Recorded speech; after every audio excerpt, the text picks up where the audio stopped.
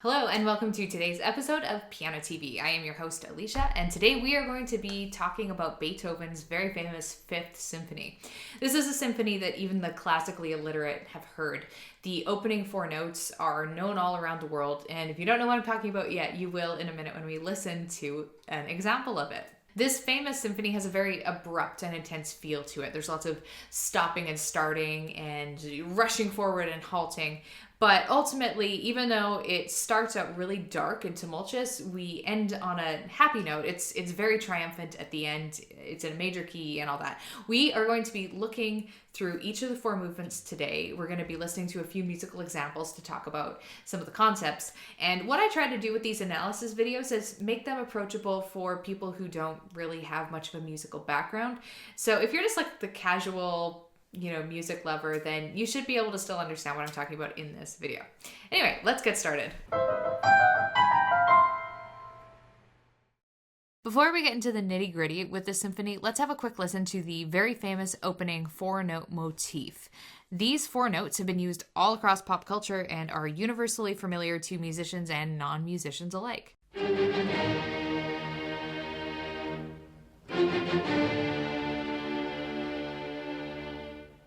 There's been a lot of speculation on what those first four notes actually mean and what they're representing. A really common idea is that it's a fate motif, as in it's the big fist of fate giving you the smackdown. One of Beethoven's students, Carl Czerny, who himself is quite famous, said that Beethoven was inspired to write those first four notes by a yellow hammer, which is the type of bird that he heard in a park.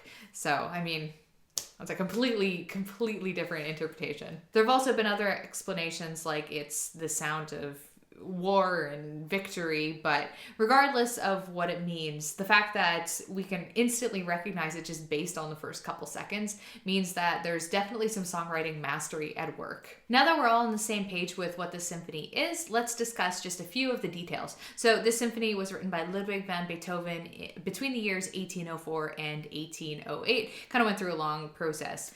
And it was written in the classical era. Symphonies were a very common genre in the classical era, and they're generally in four movements, with each of the movements providing lots of contrast. The entire symphony, which is opus 67, is usually between 30 to 40 minutes long, depending on who's performing it. This symphony is in the key of C minor, although not every movement is going to be in C minor. Only the first and the third movements are in C minor. At the time when Beethoven was writing this symphony, when he was in his early to mid 30s, he was already starting to go deaf. There was also plenty of political turmoil in and around Austria at the time, which is where Beethoven lived, including Napoleon's troops invading Vienna in 1805. So it's safe to say that when the symphony was conceived and written, there was a lot of turmoil in Beethoven's life, both inwardly and outwardly. Beethoven's Fifth Symphony originally premiered in 1808 in a huge performance in Vienna, and it was conducted by Beethoven himself. Unfortunately, it wasn't particularly well received, and that would be for a few reasons. First of all, the whole concert was extremely long. It was over 4 hours, and aside from that, which would exhaust any audience, it was also really cold in the venue. And the musicians were underprepared. One of the songs that they performed, they even had to restart because they played so poorly.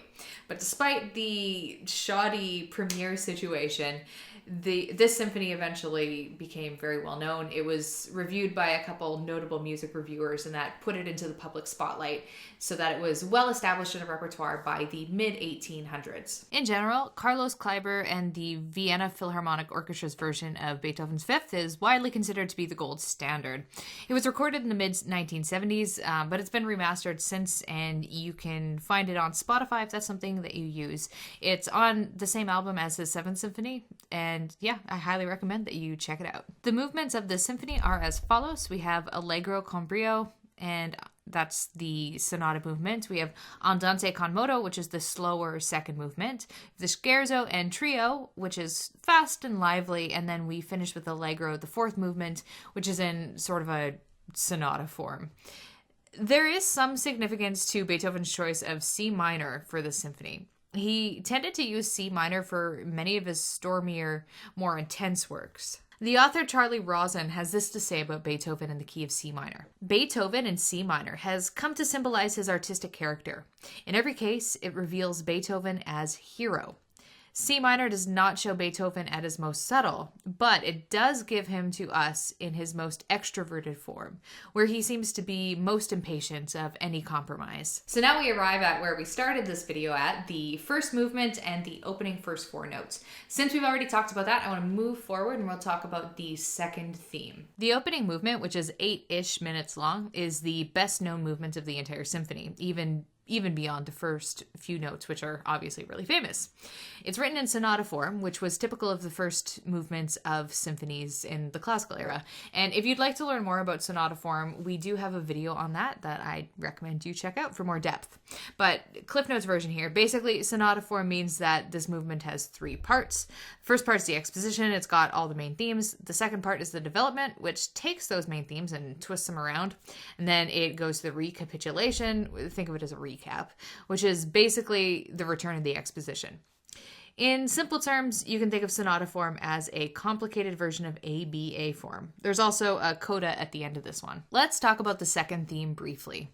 The first theme is famous and intense, but the second theme in the first movement is dramatically different. It's almost like listening to an entirely new symphony. Beethoven was a big fan of these juxtapositions, unlike his contemporary Mozart, who would keep things a little bit more streamlined. So what you're going to hear is something that is very mellow and earthy, and it's not nearly as intense as the intro. So let's take a listen.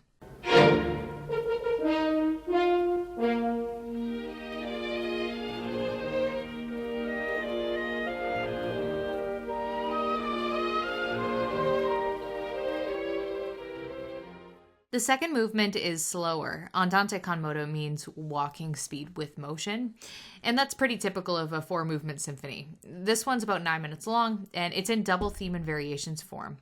We've talked about theme and variations on this channel before when we talked about Bach's Goldberg variations. So again, if you want to get more into that form and learn about it more depth, definitely check out that video. But double variations form is pretty much what it sounds like. Instead of one theme being varied a whole bunch of times, there are two themes that get varied. The string instruments open up the first theme in unison, and then they're later echoed by woodwinds, alternating in this call and response style writing.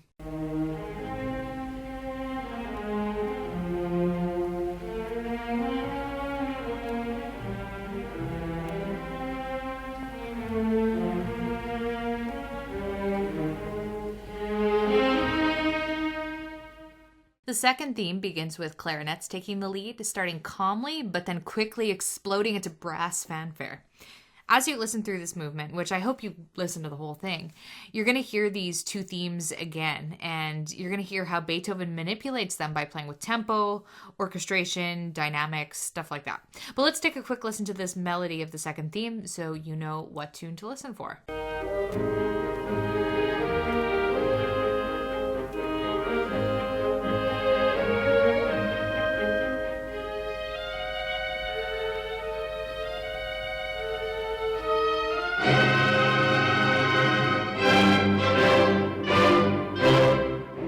Now we'll move on to the third movement, where the Scherzo and trio was used by Beethoven, and he used it in the later classical period to replace the more traditional minuet and trio, which was the typical third movement of a four-movement symphony at the time. Scherzos are much faster and livelier than minuets. This is in simple ternary three-part form. So you have the Scherzo, section A, and the trio section, which is section B, creating contrast. And then you return to the Scherzo again, section A, which is basically a repeat. This is then followed up by a coda. After the break of the lovely, demure second movement, we hear that ominous four-note theme here again. It's not exactly the same as the beginning, though. It's more of like a callback or a unifying theme to tie the contrast of the whole symphony together. So we hear that short, short, short, long pattern throughout the Scherzo section with a different tune. And this time around, it has more of a regal and march-like quality to it. Let's have a listen.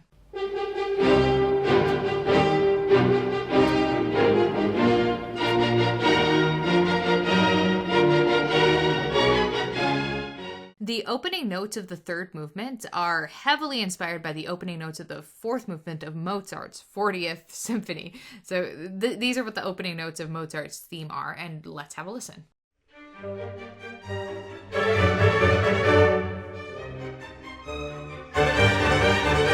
And now let's compare that to Beethoven's opening notes, and you can hear how similar they are. Plagiarism really wasn't a thing in this period in music history. Composers borrowed overtly from each other all the time. And this is probably what Beethoven did. And we know this because he copied some of the measures from Mozart's finale into his own manuscript for the Fifth Symphony when he was drafting it. One thing that's worth listening to in the third movement is the very end, the transition into the fourth movement. It's a short transition. It's marked by these low and frightening strings and timpani sounds that build in intensity and volume. This is considered to be one of classical music's great transitions. And part of the reason for that, aside from just the smart transformation from this feeling of foreboding to triumph, is because there's no break or pause between the third or fourth movements, which is unusual. Beethoven rolls us right through with no time to catch our breath. And in the symphonic genre, usually there was a really clear, distinct break in between each of the movements of a symphony. Also, it's apparently a challenge to play, but I can't speak to that because I don't play an orchestra instrument. But let's have a listen to the transition.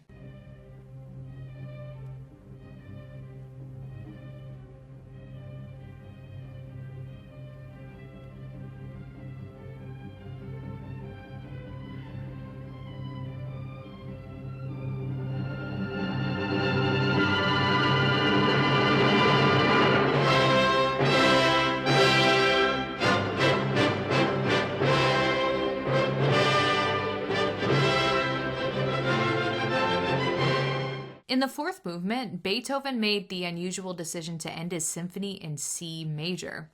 The reason this is unusual is because most symphonies end in the key they began in. In this case, it would have been C minor.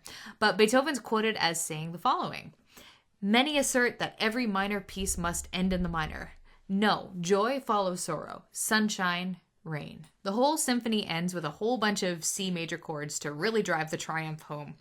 It's thought that this chordal ending goes on for so long because Beethoven believed that that was the only way to break the tension of such an intense symphony, just a whole whackload of major chords. Beethoven got that idea from his contemporary musician Luigi Cherubini, who often did the same thing to end his overtures in operas. This specific pattern of C major chords is really similar to the ending of Cherubini's overture from the opera Allysia, showing again how common it was for musicians to borrow, sort of basically plagiarize each other.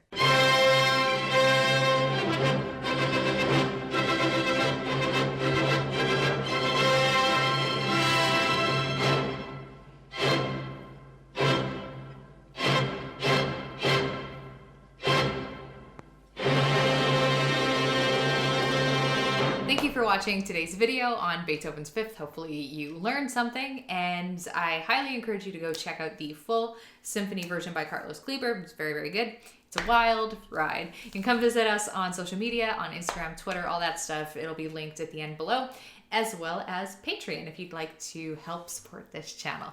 Catch you in the next video.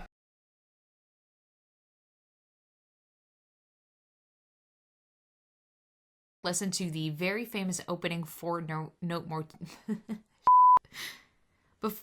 Oh, well, that worked out well.